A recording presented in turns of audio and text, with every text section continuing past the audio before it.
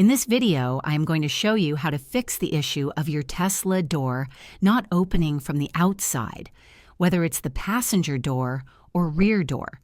If you're unable to open the doors from the outside, here's what you can do to troubleshoot and resolve the problem.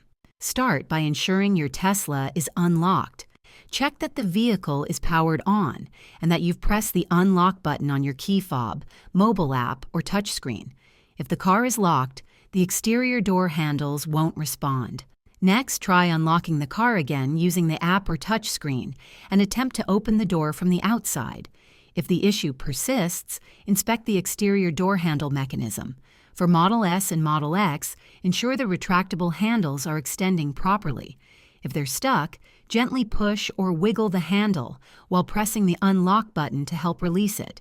For Model 3 and Model Y, check the flush door handles for obstructions like dirt, ice, or debris. Clean around the handle area if necessary. If the door still won't open from the outside, try opening it from the inside to rule out a mechanical issue with the latch.